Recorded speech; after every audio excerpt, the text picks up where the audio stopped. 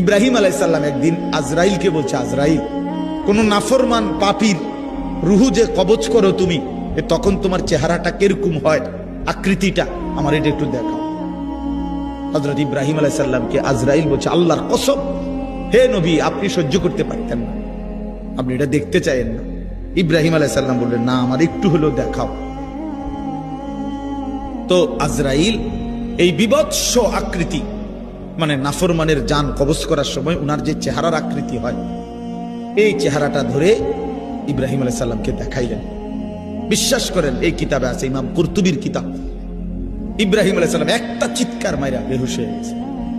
হুঁশ আসার পরে ইব্রাহিম আলাইহিস সালাম বললেন, আল্লাহর কসম, আয় আল্লাহ, মালিক আপনার কসম, কবরের আযাব, জাহান্নামের আযাব কোন নাফরমানের জন্য কিছুই লাগবে না, শুধু আজরাইলের এই ভয়ানক দৃশ্য